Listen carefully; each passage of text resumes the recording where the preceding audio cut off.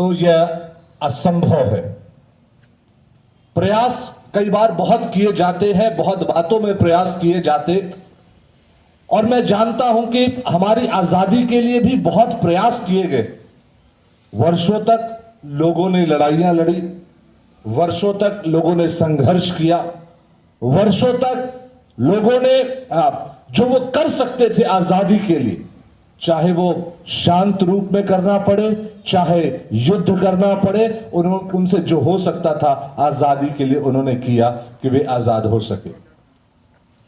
और मानवीय जीवन में भी जब पाप ने मनुष्य को घेर लिया तो इस पाप से आजादी के लिए भी बहुत प्रयास किए गए कि हम ये करते हैं, इससे हमारे पाप से हम आजाद हो जाएंगे, और हमें ये करना चाहिए, इसे करने से हम पाप से आजाद हो जाएंगे, और ये करते हैं इससे पाप से आजाद हो जाएंगे। बहुत प्रयास किए गए।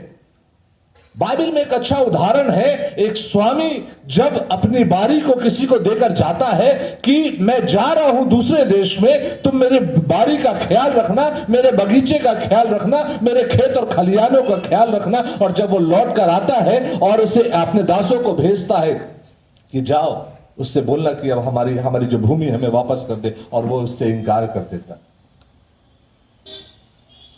वो प्रयास करता है, कुछ लोगों को भेजता है, अपने घर के कुछ बड़े दासों को भेजता, फिर मुख्य पुरनियों को भेजता है, और अंत में अपने बेटे को भेजता है। और आप जानते हैं क्या घटना उस सारे घटनाक्रम में होती।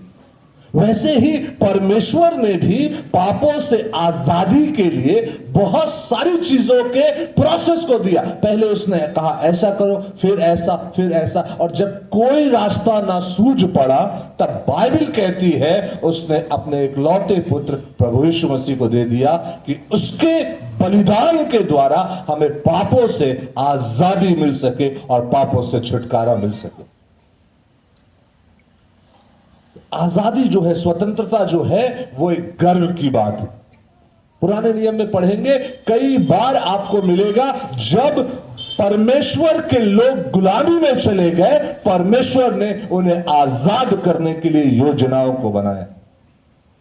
परमेश्वर नहीं चाहता कि उसके लोग गुलामी में रहे। अगर आप निर्गमन की किताब को पढ़ लीजिए, प्रारंभिक अध्यायों को, जब परमेश्वर के लोगों ने चिल्ला करके प्रार्थना की, लोगों ने कराया और अपने दुख को परमेश्वर को बताया कि गुलामी में हमारे जीवन में कितने सारे दुख हैं, तब बाइबल कहती है परमेश्वर ने उनके आजादी के लिए योजना बनाई कि कैसे आजाद वे लोग होंगे। परमेश्वर ने मूसा को खड़ा किया कि वो लोगों की आजादी का कारण बन सके।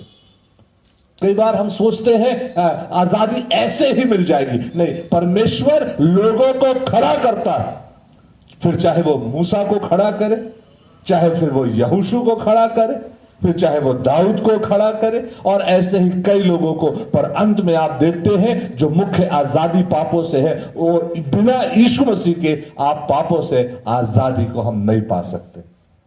हमारा देश आजाद है, परमेश्वर का धन्यवाद कि आज 78 वर्ष हो गए, पर हम इस बात को जानते हैं इस आजादी में बहुतों की प्रार्थनाएं हैं, बहुतों ने घुटने टिकाए हैं, बहुतों ने आंसू भी बहाए हैं कि परमेश्वर हमारे देश को आजाद कर। और मैं विश्वास करता हूं कि वो एक प्रमुख कारण था जिसके कारण से हमारा देश आजाद हुआ है। वो एक प्रमुख कारण था जिसके कारण हम कह सकते हैं कि हम आजाद हैं। पहला कुरिन्थियों की पत्री उसके 3 अध्याय 16 से 17 पद में स्पष्ट लिखा है, क्या तुम नहीं जानते कि तुम्हारी देह पवित्र आत्मा का मंदिर है और उसमें परमेश्वर का आत्मा वास करता है? यदि कोई परमेश्वर के मंदिर को नाश करेगा तो परमेश्वर उसे भी नाश करेगा।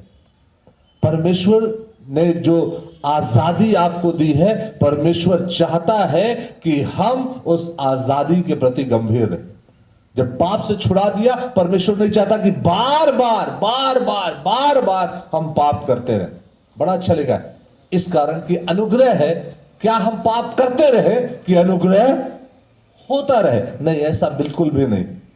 जिस दिन हमने यीशु मसीह को ग्रहण किया है, बाइबल सिखाती है उसी दिन हमें अपने पापों से तौबा करने की जरूरत है, पापों से पश्चाताप करने की आवश्यकता है।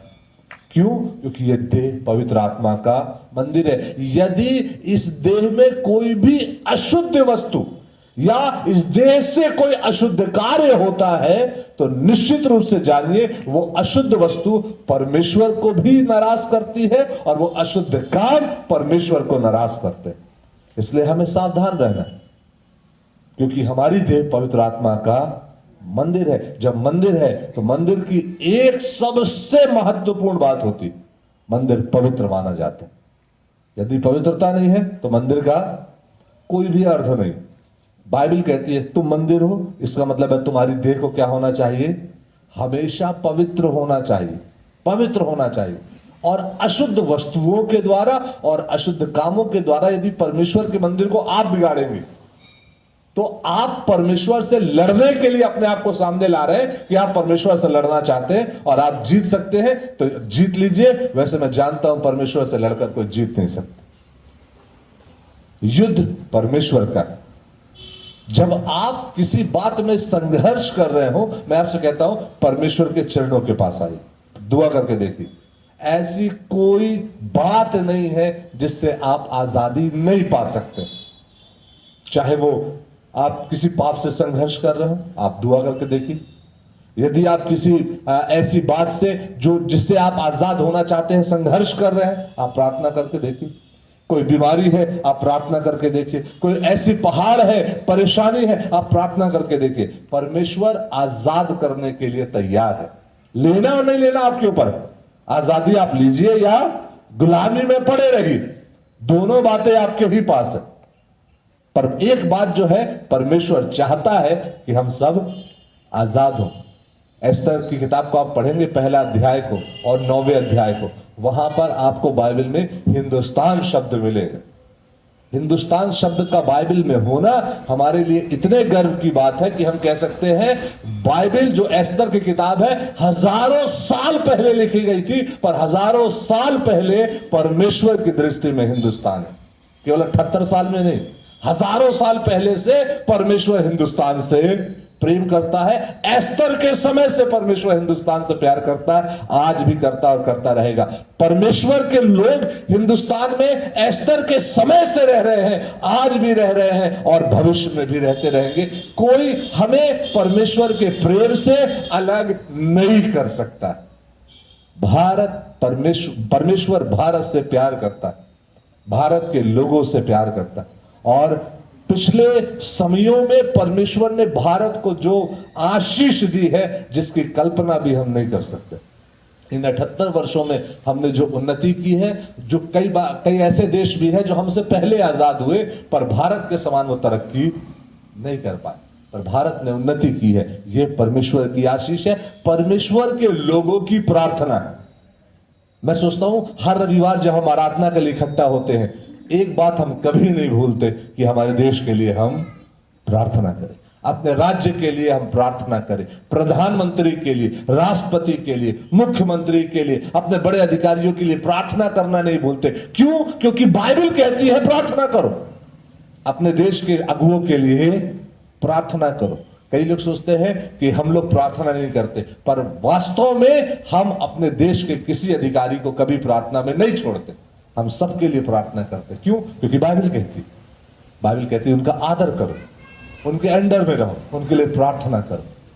और जब आज हम आजादी के इस महान उत्सव में शामिल है, मैं आपसे भी कहूंगा कि निश्चित रूप से भारत के लिए परमेश्वर का धन्यवाद दें और हमेशा भारत के लिए हम प्रार्थना करते रहें कि परमेश्वर का अनुग्रह हमारे देश पर हमेशा हमेशा होता रहे। आइए, ये समय होगा कि हम लोग झंडे फहराने की विधि में जाएंगे और मैं कलीसिया के प्राचीनों से, अपने कलीसिया के अन्य पासबानों से निवेदन करूंगा, वे सामने आएंगे। सचिव महोदय से भी निवेदन करूंगा, वे सामने आएंगे। झंडे को फहराया जाएगा और जब झंडा फहराया जाएगा, इस समय हम सब अपने स्थान पर खड़े होकर के एक गीत गाएंगे, जन गण मन